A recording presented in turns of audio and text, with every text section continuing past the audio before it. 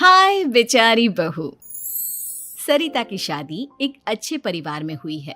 उसका पति रोहन उसे बहुत प्यार करता है। घर में उसकी सास शांति और ननद मीनाक्षी भी है, जो सरिता के किसी काम में दखल अंदाजी नहीं करती। लेकिन फिर भी सरिता को ऐसा लगता है कि दुनिया की सबसे ज्यादा बेचारी बहू वही है और सबसे ज्यादा अत्याचार उसी पर हो रहा है। माँ जी, ये लीजिए आपकी चाय। अरे बहू, तूने इतनी ज्यादा चीनी क्यों डाल दी चाय में? हाय हाय माँ जी, मैंने तो उतनी ही मीठी बनाई है जितनी मीठी आपको पसंद है। माँ जी, आपको तो मेरे हाथ की चाय अच्छी ही नहीं लगती। जब देखो कुछ न कुछ कमी निकाल ही देती हो। अरे बहू, तू एक बात के पीछे ही पड़ जाती है। मैंने ऐसा कब कहा कि तू रोज चाय खराब बनाती है? सरिता अपने कमरे में चली जाती है और फोन उठाकर अपनी माँ से बात करती है। हेलो माँ, कैसी हो आप? क्या कर रही हो? मैं तो ठीक हूँ, पर तू बता, तेरा मूड कैसा है? तेरी आवाज से लग रहा है कि कुछ तो हुआ है तेरे ससुराल में। अरे क्या बताऊँ माँ, यहाँ तो हर समय मेरे साथ बहुत बुरा व्यवहार होता है।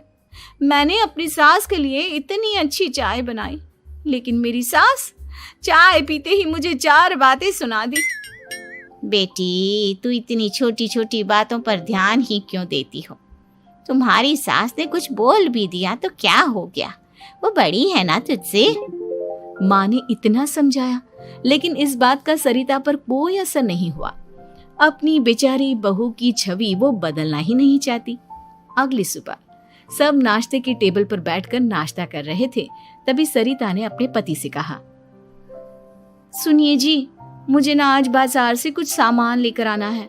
आज आप ऑफिस से आने के बाद मुझे लेकर चलना ना। भाभी, मुझे भी कुछ किताबें खरीदनी है। आप दोनों जा ही रहे हो तो मेरी किताबें भी ले आना। लो, अभी तो बात ही की है बाजार जाने की, तो एक फरमाइश आ गई। माँ जी, आप भी बता दो कुछ, और हाँ, मोहल्ले वालों से भी बोल दो अगर वो कुछ मंगवाना चाहते हो तो। बेचारी मीनाक्षी अपना सा मुंह लेकर रह गई। ये सब देखकर रोहन से चुप नहीं रह गया और वो गुस्से में बोला, सरिता, क्या हो गया है तुम्हें? मीनाक्षी ने तो सिर्फ किताबों के लिए बोला है। तुम्हें मीनाक्षी से इस तरह से बात नहीं करनी चाहिए। माफी मांगो उससे अभी। क्या? मैं माफी मांगू? दिन भर आपके घर के काम करूं मैं, आपकी और आपके घर वालों की बातें सुनूं मैं, और अब माफी भी मैं मांगू? ऐसा कभी नहीं हो सकता। ये बोलकर सरिता वहां से चली जाती है। एक दिन उनकी पड़ोसन घर आती है। अरे सरिता, क्या कर रही है? और क्या करूंगी भाभी जी, बस घर का काम ही कर रही हूँ। आप बताओ कैसे आना हुआ? अरे मैं तो तुम्हारा हालचाल पूछने आई थी, लेकिन तुम तो बिजी लग रही हो। कोई बात नहीं, मैं बाद में आ जाऊंगी। और क्या करूं भाभी जी, जब से शादी होकर आई हूँ ना, बस काम ही कर रही हूँ। और इस घर में ना कोई मेरी कदर नहीं करता। पति है जो बस घर से ऑफिस, ऑफिस से घर। ननद को तो कॉलेज से फुर्सत नहीं। बची सास तो उनका सारा समय मेरी गलतियां निकालने में लग जाता है। अरे ये क्या कह रही हो सरिता? तुम्हारी सास तो पूरे मोहल्ले में तुम्हारी तारीफ करती फिरती है कि तुम बहुत अच्छी हो, पूरा घर तुम्ही ने संभाल रखा है। हाँ तो क्या हुआ, इसमें गलत क्या कहती है? सच्ची तो कहती है। मेरी मर्जी के बिना इस घर का पत्ता भी नहीं हिलता। शाम को जब रोहन घर आया तो उसने सबसे कहा, कल हम सबको मौसी जी के घर जाना है। उनकी बेटी की शादी है। सब अपनी अपनी पैकिंग कर लो, सुबह होते ही निकल जाएंगे। और सरिता, तुम कान खोलकर सुन लो, वहां जाकर किसी की बुराई भलाई शुरू मत कर देना, नहीं तो मुझसे बुरा कोई नहीं होगा। हाय हाय जी, आप तो ऐसे कह रहे हो जैसे मैं सुबह शाम सबकी बुराई करती फिरती हूँ।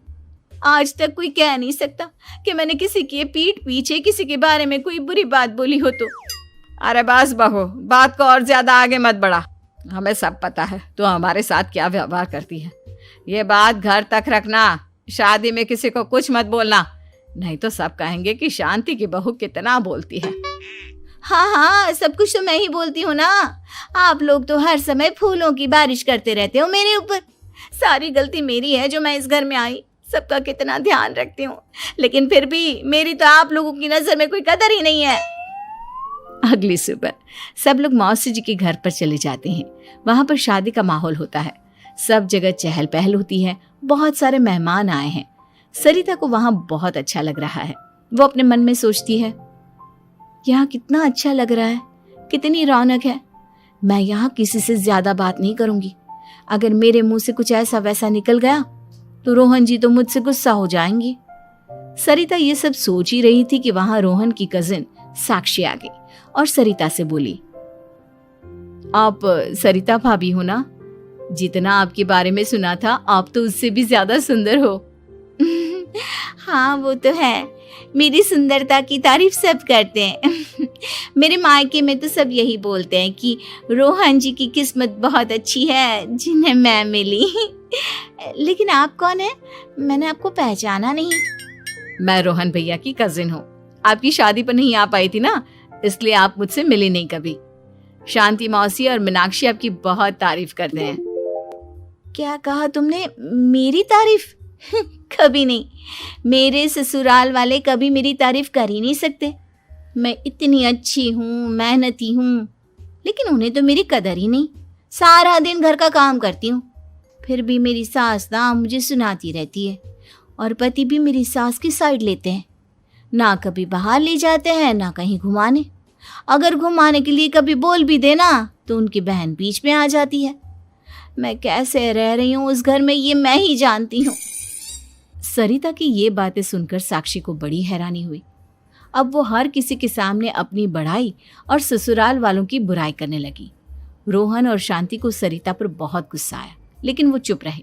अगले दिन जब वो अपने घर पर आए, सरिता, तुमने क्यों सबके सामने मेरी इज्जत का तमाशा बनाया? तुमसे बोला था ना कि चुप रहना। अजी ऐसा भी क्या कह दिया मैंने जो इतना भड़क रहे हो? तुम जहां जाती हो अपना रोना शुरू कर देती हो, कभी किसी दूसरे की बात ही नहीं सुनती, बस अपनी कहती रहती हो। तुमने सबके सामने हमारा तमाशा बनाकर रख दिया है। हे भगवान, मुझे अपने पास बुला ले। जिस घर में मेरी कदर ही नहीं उस घर में मेरा क्या काम? अरे क्या करूंगी मैं यहाँ रहकर? जो भी आता है मुझे सुनाकर चला जाता है। मैं तो किसी से कुछ नहीं कहती। सीधी सादी बहू मिल गई है ना सबको, तो जो जी में आए वो करो। सरिता ने अपने आगे किसी को कुछ बोलने ही नहीं दिया और उस दिन भी उसने सबके सामने खुद को बेचारी बना ही दिया। अगले दिन मीनाक्षी कॉलेज के लिए लेट हो रही थी, इसलिए वो हर काम जल्दी जल्दी कर रही थी। अपना नाश्ता लेने किचन में गई और पतीले में रखे गरम दूध को गिलास में डालने लगी। दूध का पतीला उसके हाथ से छूट गया और गरम गरम दूध उसके हाथ पर गिर गया। ओए माँ, हाय मेरा हाथ, माँ मेरा हाथ जल गया। मीनाक्षी की आवाज सुनकर सरिता दौड़ती हुई आई।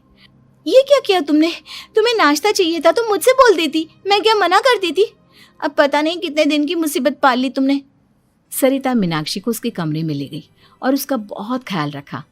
उसका इस तरह से ख्याल रखना शांति और रोहन को थोड़ा अजीब लगा। माँ, सरिता के दिमाग का भी कुछ पता नहीं। कल शादी में सबको इतना कुछ बोल कर आई है हमारे बारे में, और अब मीनाक्षी की कितनी अच्छी देखभाल कर रही है। ये ऐसा क्यों करती है? बेटा, तेरी बीवी की ना आदत हो गई है सबके सामने खुद को बेचारी दिखाने की, और आदत इतनी जल्दी नहीं बदलती। जब ये बोलना शुरू करती है तो रुकने का नाम ही नहीं लेती, इसलिए इसे पता ही नहीं चलता कि ये किसके सामने क्या बोली जा रही है। लेकिन दिल की बहुत अच्छी है। हमें भी अपना दिल बड़ा करके ये जैसी है इसे स्वीकार करना चाहिए।